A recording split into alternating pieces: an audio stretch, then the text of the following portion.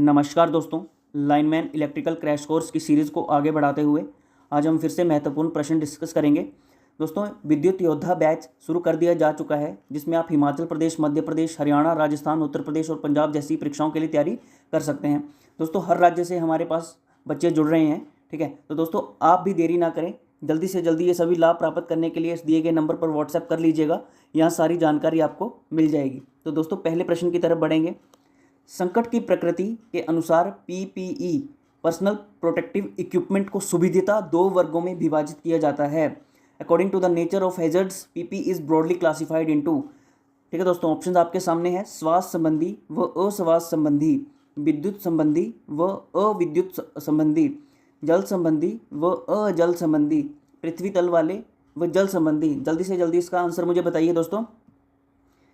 इसका सही उत्तर होगा ऑप्शन नंबर ए, श्वास संबंधी व अश्वास संबंधी, रेस्पिरेटरी एंड नॉन रेस्पिरेटरी। ठीक है दोस्तों, तो चलिए दोस्तों एक्सप्लेन करेंगे इसको। व्यक्तिगत सुरक्षा उपकरण मैंने आपको फुल फॉर्म पहले बताई थी।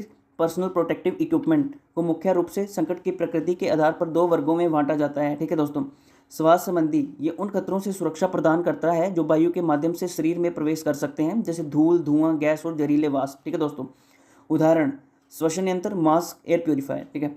अश्वास संबंधी नॉन रेस्पिरेटरी पीपीई ये शरीर के अन्य हिस्सों की सुरक्षा के लिए उपयोग किया जाता है, जैसे कि सिर, आंखें, हाथ, पैर, त्वचा आदि। उदाहरण आपके सामने हेलमेट, दस्ताने, सेफ्टी जूते, गॉगल्स और फेस शील्ड। तो दोस्तों इसका सही उत्तर होगा ऑप्शन नंबर ए। ठीक है दोस्तों, अगले प्रश्न की तरफ बढ़ेंगे।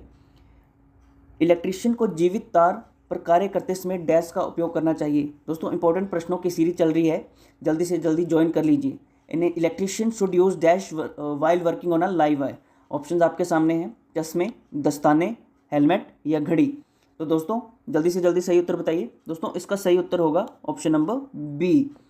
ठीक है दोस्तों, एक्सप्लेन करेंगे। दोस्तों इलेक्ट्रीशियन को जीवित तार लाइव वायर पर जब वो काम कर रहा होता है तो इलेक्ट्रिकल इंसुलेटेड दस्ताने उसको पहनने चाहिए। ठीक है, ये दस्ताने इलेक्ट्रिकल शॉक से बचाने के लिए डिज़ाइन किए गए होते हैं और उच्च वोल्टेज करंट को रोकते हैं। ठीक है दोस्तों, चश्मे आंखों की सुरक्षा के लिए होते हैं, लेकिन ये करंट से बचाव नहीं करते हैं। देखिए दोस्तों, हेलमेट सिर की सुरक्षा के लिए उपयोग होता है, लेकिन इलेक्ट्रिकल इंसुलेशन प्रदान नहीं करता। घड़ी देखिए दोस्तों धातु की होने के कारण इलेक्ट्रिकल कंडक्टिविटी को बढ़ा सकती है, जिससे करंट लगने का खतरा बढ़ जाता है। तो ऑप्शन नंबर बी, ग्लोव्स इसका सही उत्तर होगा। तो चलिए अगले प्रश्न की तरफ बढ़ेंगे।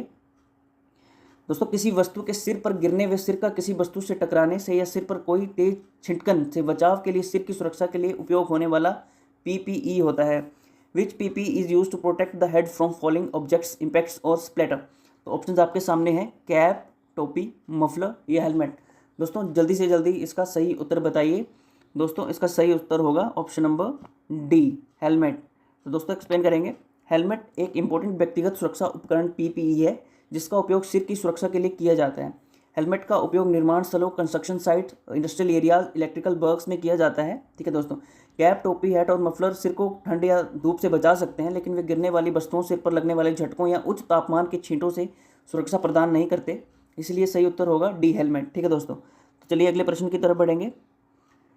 प्राथमिक उपचार फर्स्ट एड का मुख्य उद्देश्य है। The main objective of first aid is. दोस्तों ऑप्शन आपके सामने हैं, इंपॉर्टेंट क्वेश्चन है, ये बार बार पूछा जाता है परीक्षा में। ठीक है, मध्य प्रदेश में ये पहले पूछा जा चुका है। ठीक है, तो ऑप्शन आपके सामने है, त्वरित सुरक्षा, अधिक नुकसान को रोकना और रोगी को सुरक्षित होने की प्रक्रिया, या उपरोक्त ए, बी और सी। जल्दी से जल्दी दोस्तों इसका सही उत्तर बताइए। दोस्तों इसका सही उत्तर है ऑप्शन नंबर डी, उपरोक्त ए, बी और सी। तो चलिए एक्सप्लेन करेंगे। देखिए, प्राथमिक उपचार का मुख्य उद्देश्य घायल व्यक्ति की तत्काल सुरक्षा सुनिश्चित करना, चोट को गंभीर होने से रोकना और उसे स्थिर स्थिति में लाना होता है। ठीक है, इमीडिएट सेफ्टी, त्वरित सुरक्षा, घायल व्यक्ति को खतरनाक स्थिति से निकालना, अधिक नुकसान को रोकना, प्रिवेंट फर्दर इंजरी, चोट को बढ़ने से रोकने के लिए शुरुआती उपचार देना। ठीक है, रोगी को स्थिर करना, मेकिंग द पेशेंट स्टेबल, अस्पताल ले जाने से पहले आवश्यक प्राथमिक चिकित्सा प्रदान करना है। इसीलिए इसका उत्तर होगा, ठीक है दोस्तों, ए, वी और सी। ठीक है, तो चलिए अगले प्रश्न की तरफ बढ़ेंगे। सिर में चोट, हृदय गति रुकने के व्यक्ति को बचाने के लिए प्रारंभिक मिनट बहुत महत्वपूर्ण होते हैं। इसमें को कहते हैं, इंपॉर्टेंट क्वेश्चन है, ढंग से पढ़िएगा। The initial minutes after a head injury और cardiac arrest are critical for survival, this period is called. तो ऑप्शन आपके सामने है, प्राथमिक स्वे, स्वर्ण काल, अंतिम समय, कठिनाई समय, primary time, golden period, final time या क्रिटिकल टाइम। जल्दी से जल्दी इसका सही उत्तर बताइए दोस्तों। इसका सही उत्तर होगा ऑप्शन नंबर बी, स्वर्ण काल, गोल्डन पीरियड। तो चलिए इसको एक्सप्लेन करेंगे। देखिए दोस्तों, गोल्डन पीरियड इसे क्यों कहा जाता है, क्योंकि ये महत्वपूर्ण समय होता है जिसमें यदि उचित चिकित्सा सहायता दी जाए तो व्यक्ति की जान बचाई जा सकती है। देखिए, सिर में गंभीर चोट, हृदय गति रुकने, कार्डियक अरेस्ट या बड़े एक्सीडेंट के बाद पहले कुछ मिनटों में सही प्राथमिक उपचार देना जीवन बचाने के लिए आवश्यक होता है। देखिए, ये समय एक्सीडेंट के बाद पहले 60 मिनट और हृदय गति रुकने के बाद पहले 4-6 मिनट में सबसे महत्वपूर्ण होता है, इसलिए इसका सही उत्तर होगा स्वर्णकाल। ठीक है दोस्तों, तो चलिए अगले प्रश्न की तरफ बढ़ेंगे। दोस्तों, इंपॉर्टेंट क्वेश्चन है, बार बार ये पूछा जाता है और ये बहुत इंपॉर्टेंट क्वेश्चन है। सीपीआर का अर्थ क्या है? What is the full form of CPR? Option आपके सामने है, ढंग से ऑप्शन देखिएगा। कार्डियो पल्मोनरी रिसस्टिएशन, ठीक है दोस्तों, cardio pulmonary resuscitation, care premature, care primary recovery, calling police recess. तो सही उत्तर इसका मुझे बताइए दोस्तों। इसका सही उत्तर आपके सामने है ए, कार्डियो पल्मोनरी रिसस्टिएशन। ठीक है, तो एक्सप्लेन इसको करेंगे। देखिए, सीपीआर, कार्डियो पल्मोनरी रिसस्टिएशन एक आपातकालीन चिकित्सा प्रक्रिया है जो हृदय गति रुकने, कार्डियक अरेस्ट की स्थिति में की जाती है। इसमें छाती पर दबाव, चेस्ट कंप्रेशंस और कृत्रिम सांस रेस्क्यू ब्रीदिंग दी जाती है ताकि मस्तिष्क और अन्य अंगों तक ऑक्सीजन युक्त रक्त की आपूर्ति बनी रहे। ठीक है, सीपीआर का सही समय पर दिया जाना जीवन बचाने में बहुत इंपॉर्टेंट होता है, इसलिए सही उत्तर है आपका option number A, cardio pulmonary resuscitation. तो चलिए अगले प्रश्न की तरफ बढ़ेंगे। मौलिक प्राथमिक उपचार में AVC का अर्थ क्या होता है? ये भी बहुत महत्वपूर्ण प्रश्न है। What do A, V and C stand for in basic first aid? Option आपके सामने हैं, एयरवे, ब्रीदिंग, सर्कुलेशन या ऑल ऑफ द अबव, उपरोक्त सभी। दोस्तों, इसका सही उत्तर होगा ऑप्शन नंबर डी, सभी, ऑल ऑफ द अबव। तो चलिए दोस्तों एक्सप्लेन करेंगे। देखिए, प्राथमिक उपचार में ABC, एयरवे, ब्रीदिंग, सर्कुलेशन का पालन करना बहुत आवश्यक होता है। ठीक है दोस्तों, देखिए, एयरवे का ये सुनिश्चित करना है कि व्यक्ति का श्वसन मार्ग अवरुद्ध ना हो। ब्रीदिंग दोस्तों, व्यक्ति की सांस लेने की क्षमता की जांच करना और यदि आवश्यक हो तो कृत्रिम श्वसन देना। ठीक है दोस्तों, सर्कुलेशन, हृदय गति और रक्त संचार की जांच करना और यदि आवश्यक हो तो CPR, कार्डियो पल्मोनरी रिसस्टिएशन प्रदान करना। इसलिए इसका सही उत्तर है ऑप्शन नंबर डी, उपरोक्त सभी, ऑल ऑफ द अबव। तो चलिए अगले प्रश्न की तरफ बढ़ेंगे। किसी दुर्घटना में घायल व्यक्ति यदि मूर्छित अनकॉन्शियस हो जाता है तो उसकी चिकित्सक के उपचार से पूर्व निम्नलिखित में से कौन सा प्राथमिक उपचार देना चाहिए? प्रश्न अच्छे से पढ़ लीजिएगा। If an accident victim becomes unconscious, what first aid should be provided before medical treatment? Option आपके सामने हैं। मूर्छित व्यक्ति को कोई भोजन में पेय नहीं देना चाहिए, मूर्छित व्यक्ति के सिर को नीचे की तरफ रखना चाहिए, मूर्छित व्यक्ति के सिर को सीधा नहीं करना चाहिए, उपरोक्त सभी। तो दोस्तों, इसका सही उत्तर होगा option number D, all of the above. Explain करेंगे। देखिए, मूर्छित व्यक्ति को कोई भी भोजन या तल पदार्थ नहीं देना चाहिए क्योंकि इससे दम घुटने, चोकिंग का खतरा बढ़ जाता है। ठीक है, व्यक्ति के सिर को नीचे की ओर रखना चाहिए जिससे रक्त मस्तिष्क तक आसानी से पहुंचे और होश आने में मदद मिले। सिर को सीधा ना रखने की सलाह दी जाती है ताकि श्वसन मार्ग खुला रहे और शरीर में रक्त का संचार सुचारू रूप से हो सके, इसलिए सही उत्तर होगा डी, उपरोक्त सभी। तो चलिए अगले प्रश्न की तरफ बढ़ेंगे। इंपॉर्टेंट क्वेश्चन की सीरीज चल रही है, व्हाट्सएप कर लीजिएगा जल्दी जल्दी। दोस्तों, मौलिक प्राथमिक उपचार में घाव को खुला रखने में हमें क्या ध्यान रखना चाहिए?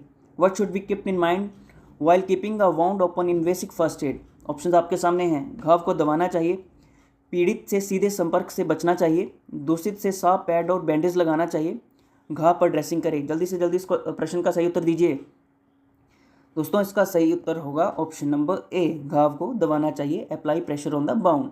ठीक है, एक्सप्लेन करेंगे। देखिए, घाव से अत्यधिक खून बहना, ब्लीडिंग एक गंभीर स्थिति हो जाती है, आपको पता है।